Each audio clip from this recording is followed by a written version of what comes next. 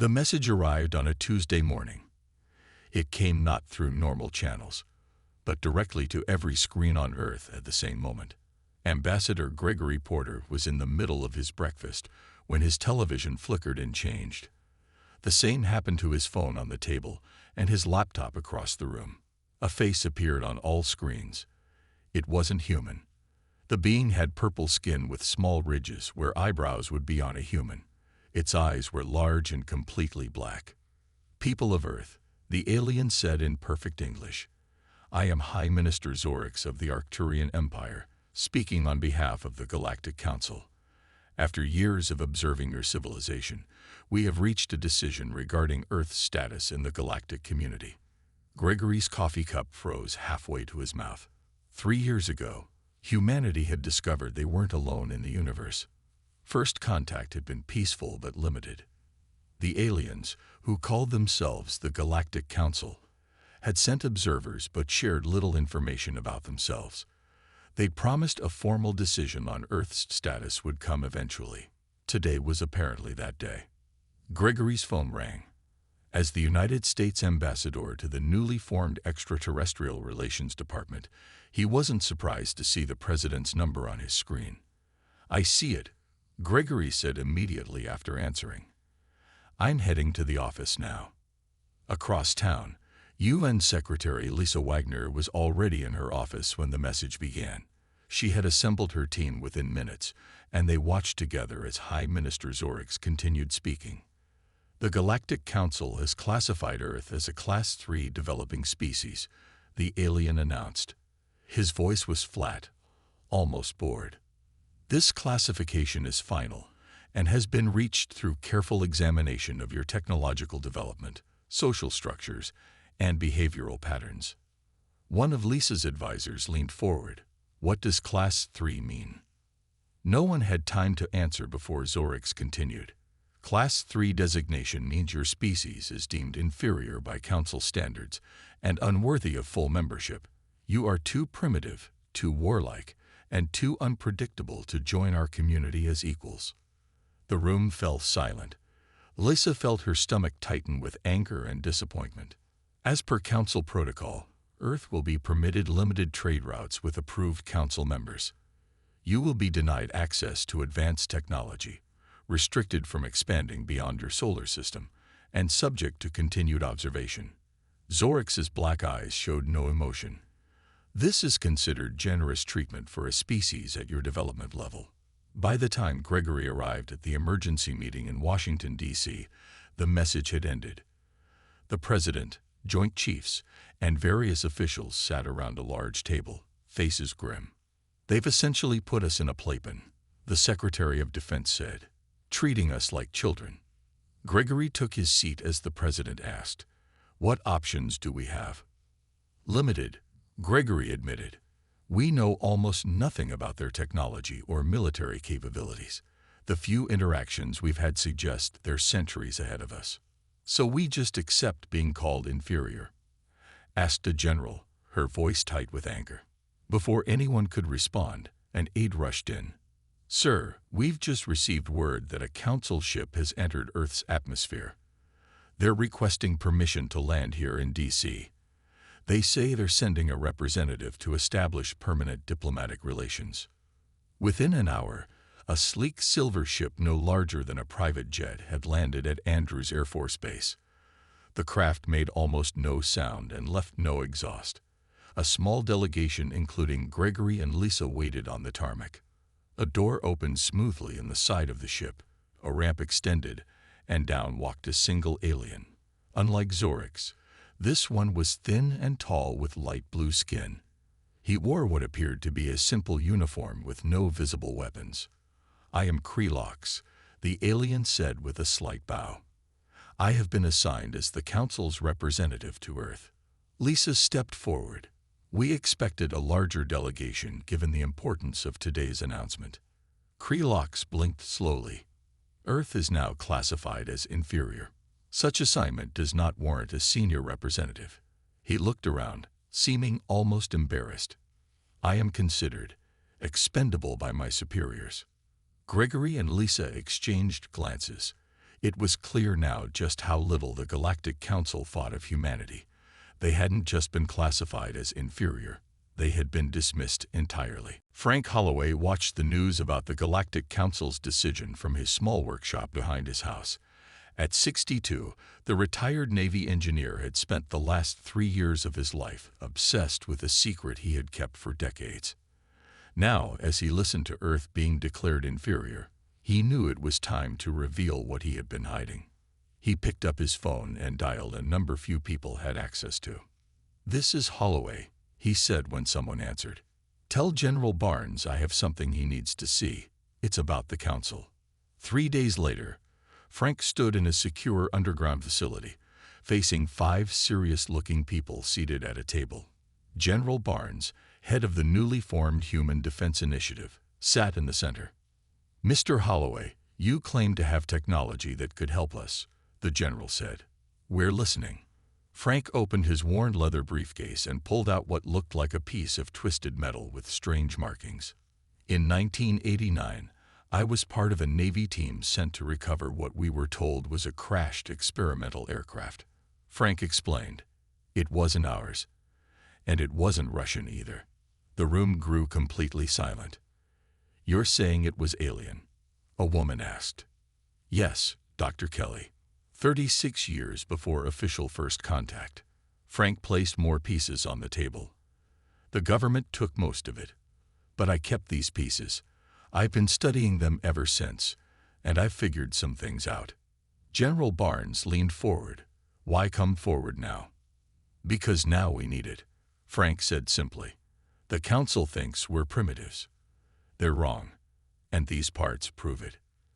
The next day, Dr. Olivia Martinez was pulled from her research at MIT and brought to the same facility.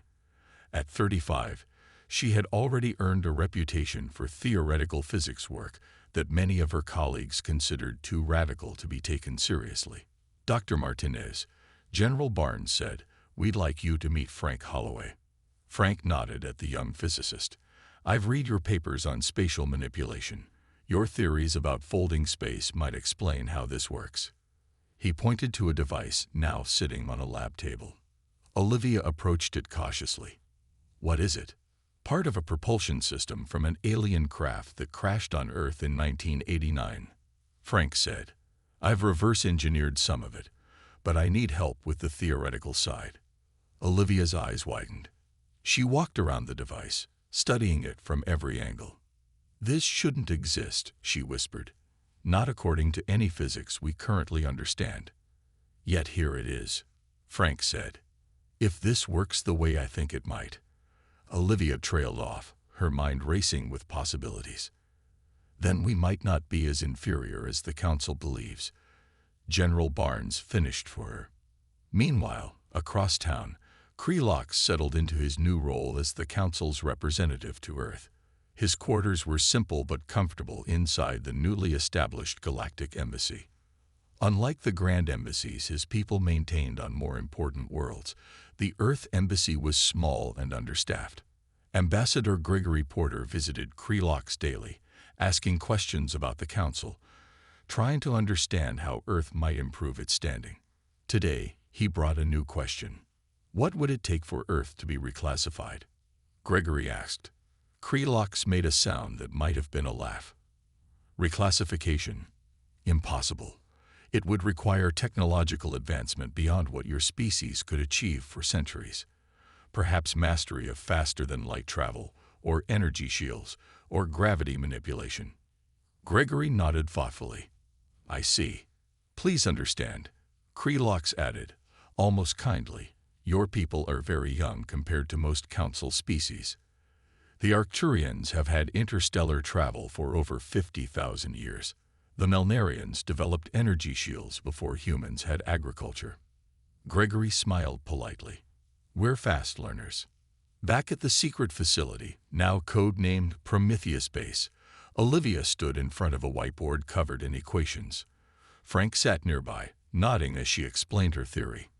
"If I'm right," she said, pointing to a specific formula, "this isn't just a propulsion system. It's also a shield generator. The same principles that bend space for movement can be modified to create a barrier that diverts energy and matter. Can we build it? Frank asked. Olivia turned to him with a determined smile. Not only can we build it, I think we can improve it. General Barnes, who had been listening from the doorway, stepped forward. How long will it take? Olivia and Frank exchanged glances. 6 months, they said in unison, though neither believed it would be that quick. General Barnes nodded. You have 3. 3 months passed quickly at Prometheus base. Despite working around the clock, Frank and Olivia had barely scratched the surface of the alien technology. What they needed was more time and more resources. What they got was a visit from Senator Elizabeth Blackwood. The president sent me, Senator Blackwood said as she entered the lab, flanked by General Barnes. She was a tall woman with gray hair and sharp eyes that missed nothing.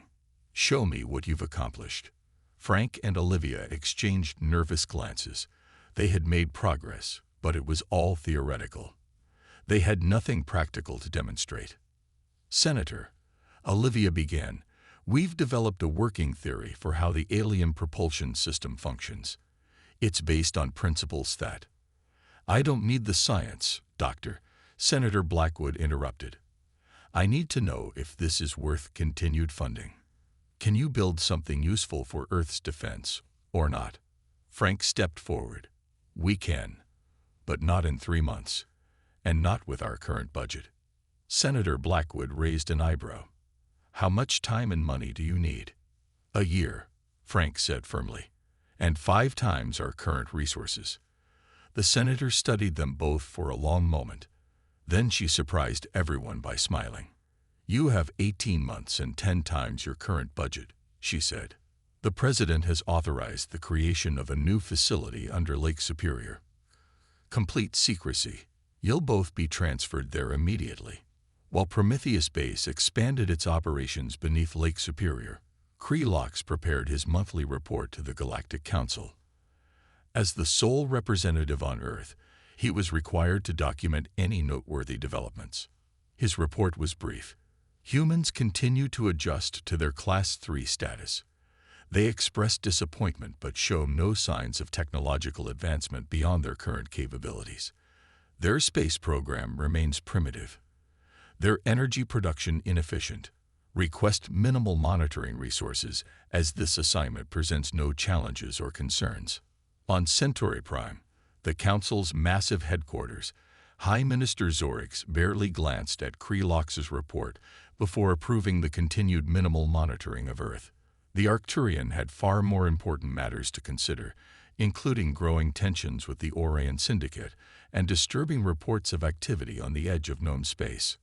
Earth remains a backwater planet of little consequence, Zorix told the Council's Security Committee. 1 junior diplomatic officer is more than sufficient for monitoring. Beneath Lake Superior, the underwater facility now housed over 300 scientists, engineers, and military personnel. At its heart, Frank and Olivia stood before a device that hummed with energy. It was the size of a small car and glowed with a soft blue light. Power level stable, an engineer reported. Field integrity at 97%. Frank placed a hand on Olivia's shoulder. You did it. She shook her head. We did it. Your reverse engineering. My theories. The team's implementation. General Barnes entered the testing chamber with Senator Blackwood. Is that what I think it is? The general asked. Olivia nodded. The first functional shield generator based on alien technology. But we've improved it. She pointed to modifications clearly not part of the original design. It operates on principles the Council doesn't even use. Will it work? Senator Blackwood asked. In answer, Frank picked up a handgun from a nearby table. With your permission, General. When General Barnes nodded, Frank aimed at the device and fired. The bullet never reached its target. Instead, it simply stopped in midair, surrounded by a shimmer of blue energy, before falling harmlessly to the floor. That's remarkable, Senator Blackwood whispered. It's just the beginning, Olivia said. We've already designed a larger version that could shield an entire ship. and we've started work on the propulsion system. Senator Blackwood turned to General Barnes. How soon can we begin building ships? We already have, the general replied. The first hull was completed last month. We were just waiting for the shield technology. The council believes we're centuries away from this level of technology. Frank added. They've assigned minimal resources to monitor us. A single representative who reports that we're no threat. Senator Blackwood smiled. Let's keep it that way. For now. That night, alone in his embassy quarters, Krelll felt uneasy as he prepared his next report to the council. Something about these humans bothered him. They had accepted their inferior status too easily. Where was the outrage? The resistance? In his experience, species newly contacted by the council usually protested their classification vigorously. Yet the humans simply smiled and asked polite questions. Perhaps, Krelll thought, it meant nothing. Perhaps humans truly were as primitive as the council believed. He completed his report. No significant developments to report. Recommend continued minimal monitoring. 18 months after the Galactic Council's declaration, humanity had officially accepted its place as a Class 3 species. At least, that's what the council believed. Deep beneath Lake Superior, a very different reality existed. Captain Alan Russell stood on the bridge of the U.S. Defiant, the first of Earth's secret fleet. The ship was smaller than traditional naval vessels, but packed with technology that would have seemed impossible 2 years ago. All systems check complete, Captain. First Officer Samantha Wells reported. Shield generator online. Propulsion ready. Alan nodded. At 38, he had been chosen to command humanity's first advanced starship because of his unconventional thinking and calm under pressure. Both qualities would be tested today. Begin underwater launch sequence, he ordered. The massive underwater doors above them slowly opened, revealing the dark waters of Lake Superior. The Defiant rose smoothly, its engines nearly silent. Approaching surface in 30 seconds, Samantha announced. On the shore of Lake Superior, a family enjoying a picnic pointed excitedly at what they thought was a large fish breaking the surface. By the time they grabbed their camera, there was nothing to see but ripples on the water. High above Earth, the Defiant's stealth systems kept it hidden from both Earth's conventional radar and the minimal monitoring equipment Krelll maintained. The ship accelerated toward Mars, where humanity had established a small research colony the previous year. Transit time to Mars at current speed? Alan asked. 4 hours, Captain, Samantha replied. Conventional ships would take 7 months. Alan smiled. Not bad for a primitive species. The Defiant was halfway to Mars when they received the emergency transmission. This is Mars colony calling Earth. We are under attack. Unknown vessels have entered orbit and are firing on the colony. We need immediate assistance. Alan immediately ordered maximum speed. Contact General Barnes. Tell him we're responding. At Mars Colony, Dr. Paul Jenkins huddled with 30 other colonists in the main habitat's emergency bunker. Outside, 3 ships with unfamiliar designs fired weapons that tore through the colony's structures. Who are they? A terrified technician asked. The Council. Paul shook his head. The ships don't match Council designs, and the Council would have no reason to attack us. A loud boom shook the bunker as another building was destroyed. They're targeting our life support systems, Paul said grimly. They mean to kill us all. In orbit above Mars, the 3 attacking ships continued their bombardment. They belonged to the Orion Syndicate, a criminal organization that operated outside Council law. The Syndicate had discovered the human Mars colony and decided the primitive humans would make easy targets for looting and potentially slaves. The Syndicate commander, a scared reptilian named Krelll, laughed as his gunners destroyed another habitat dome. These humans are even weaker than reported, he said to his crew. The Council was right to classify them as inferior. They can't even defend a simple colony. Sir, his sensor operator interrupted. I'm detecting something approaching from Earth direction. Krelll waved dismissively. probably a primitive rescue ship. It would take them months to reach. "Sir," the sensor operator said urgently, "it will be here in minutes." "Impossible," Kragh snapped. "Nothing moves that fast except council ships." The Defiant dropped out of its high-speed travel directly in front of the Syndicate vessels. Its sudden appearance shocked the pirates. "What is that?" Kragh demanded. "It doesn't match any known human design."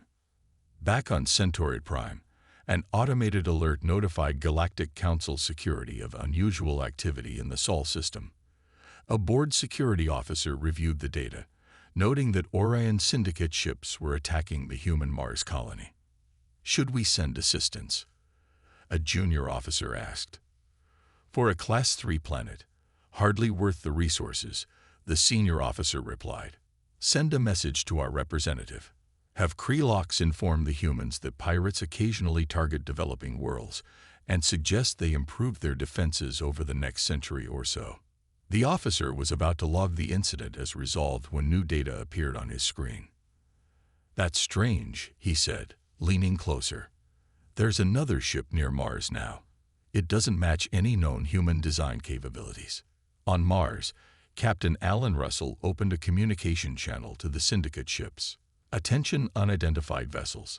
This is Captain Alan Russell of the Earth Defense Force. You are attacking the human settlement. Cease fire immediately and withdraw, or we will respond with force." Kragh laughed at the human's audacity. "One ship against 3. You're either brave or stupid." He ordered his gunners, "Destroy them." All 3 Syndicate ships fired their weapons directly at the Defiant. Alan didn't flinch. "Activate shields." The pirate weapons hit the Defiant's energy shield and dissipated harmlessly. On the Syndicate vessels, silence fell as the crews realized the impossible had happened. "Impossible," Kragh whispered. "They shouldn't have shield technology for centuries." "Return fire," Alan ordered calmly. "Disable their weapon systems only." The Defiant's weapons were precise and devastating. Beams of bright blue energy shot out and struck each pirate ship exactly where their weapon systems were located. Within moments, all 3 Syndicate vessels were drifting helplessly, unable to attack or flee. "Their weapons are disabled, Captain," Samantha reported. Alan opened the communication channel again. "Syndicate vessels, you have 2 choices. Leave this system immediately and never return, or be destroyed. You have 1 minute to decide." On the lead pirate ship, Kragh was in shock. His crew looked to him for orders, but he could only stare at the screen showing the human vessel. It wasn't possible. Humans were primitives. They couldn't have this technology. "Sir," his second-in-command prompted, "our engines still work. We can retreat." "Retreat?" Kragh hissed. "From humans." "Those aren't ordinary humans," the officer replied, pointing at the sensor readings. "That ship has technology that matches or exceeds Council standards." Kragh grudgingly gave the order to retreat. The 3 damaged pirate ships limped away from Mars, their crews still in disbelief. The Mars colonists emerged from their bunker to see the Defiant hovering protectively above them. Dr. Paul Jenkins stared up in wonder. "I thought we were dead," he said as Captain Russell and a small team beamed down to the surface. "Another technology that shouldn't exist on Earth ships." Ellen smiled. "The situation has changed, Doctor.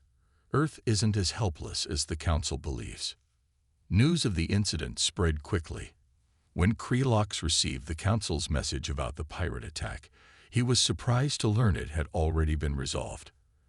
The human officials he spoke with were vague about exactly how they had driven off the pirates.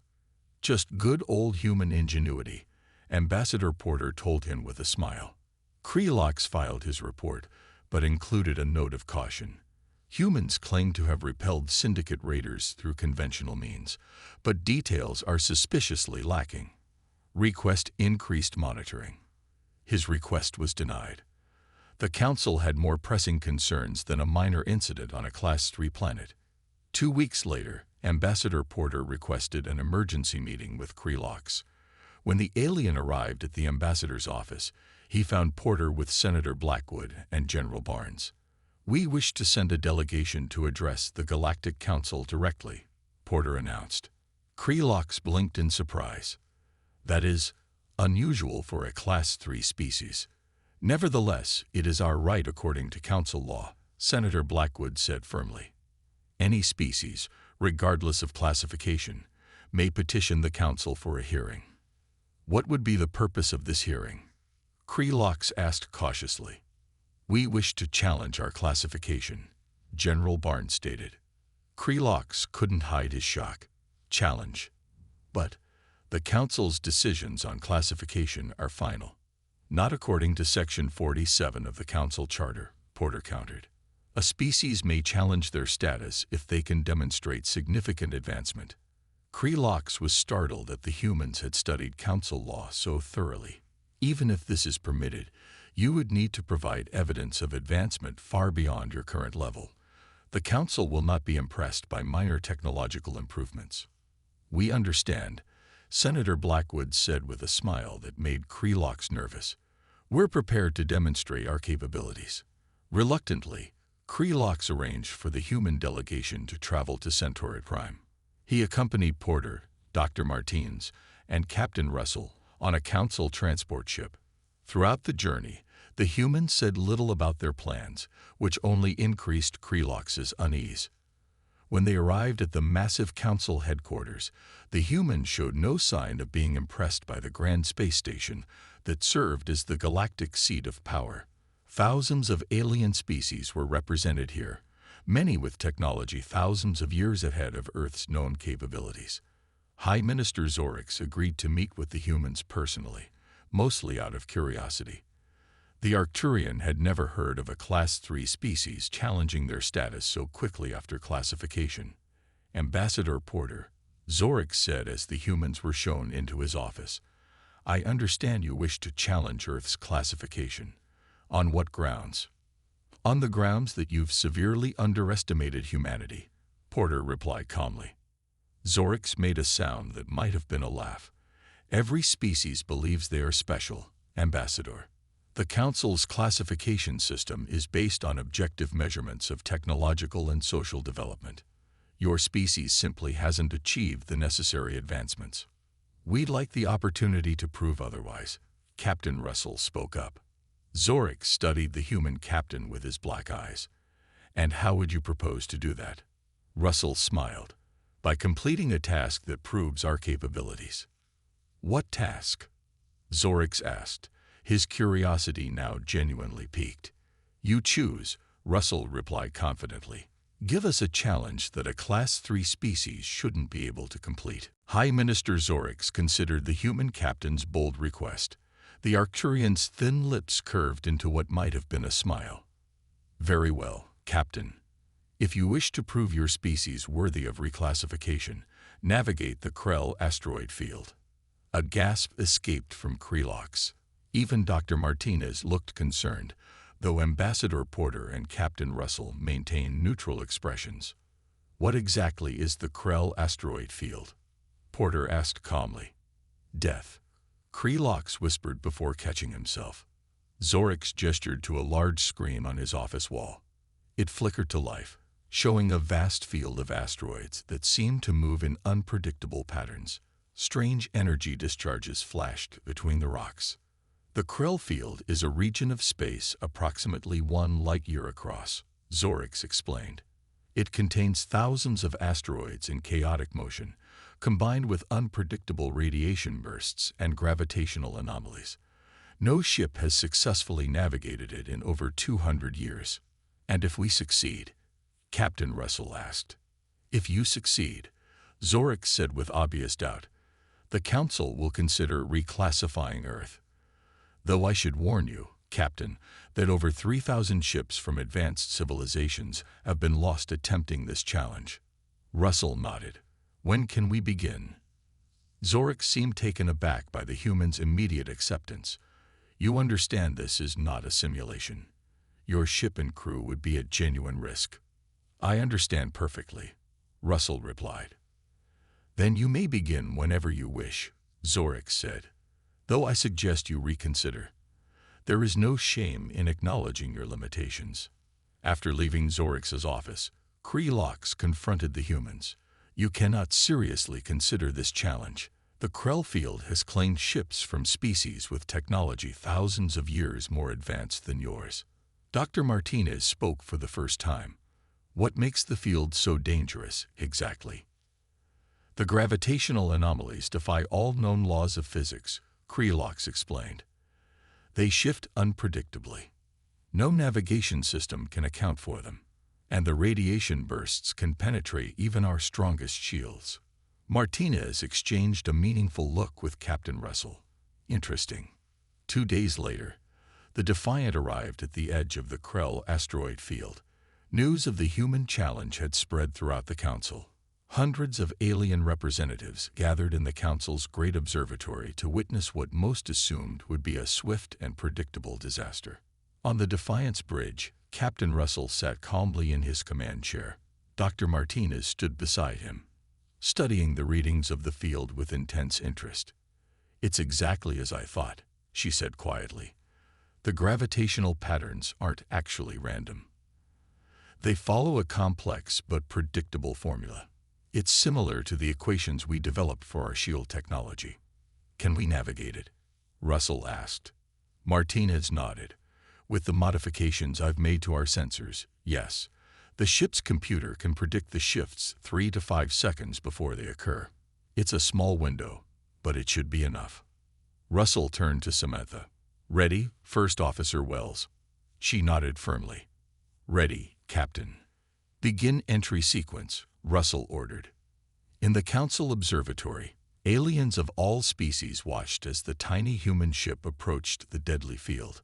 High Minister Zorix stood with his senior advisors, his expression smug. How long did the last attempt last? One advisor asked. The Phylaxian cruiser. Approximately 2 minutes before it was torn apart, Zorix replied. I expect these humans will last less time with their primitive technology. The Defiant entered the field. The gathered aliens watched, many already anticipating the ship's destruction. 1 minute passed, then 2, then 5. They're lasting longer than expected, an advisor noted with surprise. 10 minutes passed. The Defiant continued deeper into the field, making seemingly impossible turns just before asteroids collided or energy discharges erupted. How are they doing this? Zorix demanded, his composure slipping. On the Defiant, alarms blared as the ship narrowly avoided another collision. The bridge crew worked with intense focus, responding instantly to the computer's predictions. Gravitational anomaly ahead, Samantha called out. Shifting in 3 seconds. Adjust course, Russell ordered calmly. The ship turned sharply, avoiding the invisible distortion just as space itself seemed to bend around them. Captain, the sensor officer called out. I'm detecting something unusual deeper in the field. It appears to be a ship. Russell leaned forward. Another ship. Is it active? Barely, sir. Very faint power readings. It appears to be trapped. Dr. Martinez looked up from her console. It's been there a long time, Captain. Based on these readings, possibly years. Russell didn't hesitate. Adjust our course. Let's see if anyone's still alive. The Defiant carefully approached the stranded vessel. As they drew closer, Captain Russell could see it was much larger than his own ship and had an elegant design with sweeping curves unlike the practical angles of human engineering. Life signs? Russell asked. Confirmed, Samantha replied. 23 individuals, all in some form of stasis. Their life support is failing. I estimate less than 48 hours before it gives out completely. In the Council Observatory, the mood had shifted from smug certainty to confused disbelief. Not only were the humans navigating the impossible Krelll field, but they had discovered something no one else knew existed. Magnify that image, Zorix ordered, pointing at the screen showing the stranded ship. When the image cleared, several council members gasped. That's a Melnarian science vessel, one of Zorix's advisors said. The Celestial Seeker. It was declared lost over 3 years ago. The Melnarians, Zorix whispered, suddenly looking worried. The Melnarians were among the most respected species in the Council, renowned for their scientific achievements and ethical governance. They were also one of the few species that openly questioned the Council's rigid classification system. Back on the Defiant, Russell made his decision. We're going to rescue them. Sir, his chief engineer protested over the comm system. Docking with another vessel in these conditions would be extremely dangerous. Then we won't dock, Russell replied. Dr. Martinez, can we extend our shield around their vessel? Olivia studied her readings. Yes, but it would strain our systems significantly. Do it, Russell ordered. Once their ship is within our shield, we can use the transporters to bring them aboard. The Defiant moved closer to the stranded vessel, carefully adjusting its position as asteroids continued to swirl around them and energy discharges flashed nearby. Slowly, the blue glow of their shield extended to encompass the alien ship. Shield extension complete, Samantha reported. Beginning transport of survivors. In the Council Observatory, the assembled aliens watched in stunned silence as the human ship not only survived the Krelll field, but attempted a rescue that would challenge even the most advanced Council vessels. What are those energy patterns? One observer asked, pointing to the blue glow surrounding both ships. Some kind of modified shield technology, another answered. But it's operating on principles I've never seen before. High Minister Zorix remained silent, his earlier smugness completely gone. On the Defiant, the rescued aliens began to materialize in the cargo bay that had been converted into a temporary medical facility. They were tall, with iridescent skin that shifted colors even as they lay unconscious in their stasis pods. The ship's doctor looked up from scanning the first Melnarian. They're alive, but barely. Their stasis technology is the only thing that saved them. Can you revive them? Russell asked. I believe so. Their physiology isn't so different from ours. As the doctor worked, Russell returned to the bridge. The strain of maintaining the extended shield was evident in the flashing morning lights and the vibration running through the deck plates. How much longer can we hold this? He asked Dr. Martinez. Not long, she admitted. 2 minutes, maybe 3 before the shield generators overload. All survivors are aboard, Samantha reported. Release the Melnarian vessel and plot a course out of the field, Russell ordered. As they disengaged from the abandoned ship, the Defiant's engines strained against the gravitational forces pulling at them. For a moment, it seemed they might not break free. Divert power from everything except shields and engines, Russell commanded. The lights dimmed as power redirected. With a final surge, the Defiant pulled away and began its careful journey back through the asteroid field. In the medical bay, the first of the Melnarians regained consciousness. The alien's eyes, large and multifaceted like a dragonfly's, opened wide as they took in their unfamiliar surroundings. You are safe, the doctor said gently. We found your ship in the Krelll field and brought you aboard. The Melnarian spoke, its voice musical and strange. The universal translator took a moment before rendering. Who? What species are you? We are humans, from Earth. The Melnarian skin shifted to a deep blue color. Humans? But you are. The Council classifies you as inferior. Class 3. The doctor smiled. The Council might need to reconsider that classification. On Centauri Prime, the news spread rapidly. Humans had not only successfully navigated the Krelll asteroid field, but had rescued a Melnarian science team thought lost forever. The Council chambers erupted into debate. This changes nothing, High Minister Zorix insisted to his supporters. One lucky success doesn't prove advancement. But other Council members disagreed. The Melnarian ambassador approached Zorix with cold fury radiating from his color-shifting skin. My people were abandoned in that field, he said. Our distress signals ignored because the Council deemed rescue attempts too dangerous. Yet these inferior humans succeeded where you failed. 3 days after the rescue, The Defiant returned to Centauri Prime with Captain Russell and the Melnarian scientists.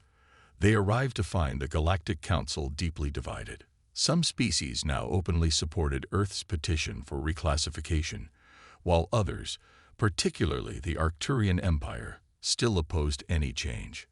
Krelll met the Defiant at the docking bay, his blue skin now tinged with purple, a sign of extreme stress in his species. "Captain Russell," he said, "the Council is in an uproar. Nothing like this has happened in centuries." Russell smiled. "Good. Change is sometimes necessary." Krelll, the lead Melnarian scientist, Professor Vela, stood beside Russell. Her skin shimmered with gold and green colors that indicated respect and gratitude. "We owe these humans our lives," she told Krelll. "The Melnarian Confederation will formally support Earth's petition." Krelll looked stunned. The Melnarians rarely involve themselves in classification disputes. As they walked toward the council chamber, alarms suddenly blared throughout the station. Red lights flashed along every corridor. "What's happening?" Russell asked. Krelll's skin paled to a light blue. "Perimeter breach. Someone is attacking the station." They rushed to a nearby view screen. Outside, strange ships with angular black hulls fired on the station's defenses. They moved with unnatural precision, dodging return fire with ease. "The Voidborn," Professor Vela whispered, her skin turning a fearful white. "They have returned." "Who are the Voidborn?" Russell asked. "Ancient enemies of the Council," Krelll explained quickly. "Cybernetic beings from deep space. They disappeared 2,000 years ago after nearly destroying the Council. No one knows where they went or why they've returned now." The station shook as another blast hit. "Over the emergency system," a voice announced. "All representatives to emergency shelters. Defense forces to battle stations." In the council chamber, chaos reigned. Representatives from hundreds of species sought shelter as the station's defenses weakened under the Voidborn attack. High Minister Zorix stood in the center of the chamber, trying to maintain order. When Russell entered with Krelll and Professor Vela, Zorix approached them. "The Council's defensive fleet is responding," Zorix said, his usual arrogance replaced by genuine concern. "But the Voidborn ships are too fast. They adapt to our weapons almost immediately." Another blast rocked the station. The lights flickered and several power systems failed. "They're targeting our shield generators," someone shouted.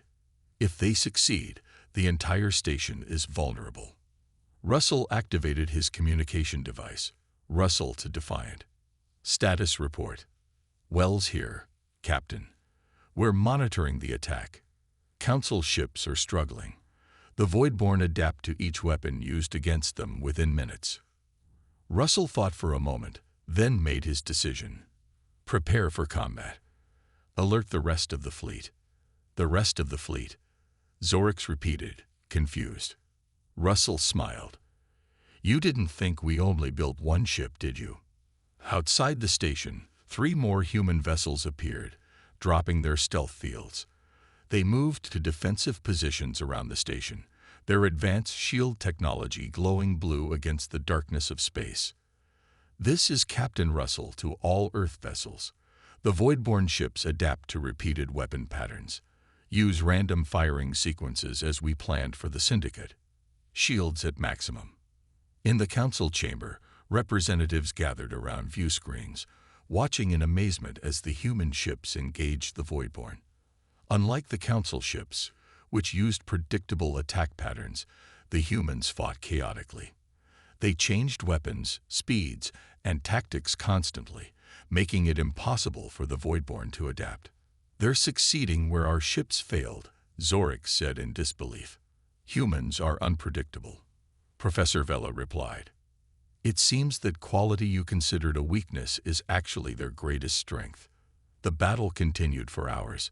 Several human ships took damage but remained operational thanks to their advanced shields. Slowly, the Voidborn were pushed back from the station. "The last enemy ship is retreating," Samantha's voice reported over Russell's communicator. A cheer erupted in the council chamber. Representatives surrounded Russell, offering thanks and congratulations. Even some Arcturians nodded respectfully. The next day, a formal council session was called. Every seat was filled as High Minister Zorix took the central podium. His black eyes settled on Captain Russell and the human delegation. In light of recent events, Zorix began, his voice echoing through the chamber. The Council has unanimously voted to reclassify Earth as a Class 1 partner species, with all rights and privileges therein. The chamber erupted in applause. Russell nodded respectfully, but didn't smile. I have been instructed, Zorix continued, clearly uncomfortable, to personally deliver this new classification to Earth and to express the Council's regret for our previous assessment. Later, as they prepared to return to Earth, Ambassador Porter smiled at Captain Russell. Not bad for an inferior species. Russell laughed. I almost feel sorry for them. For who? Porter asked. For anyone who underestimates humanity again.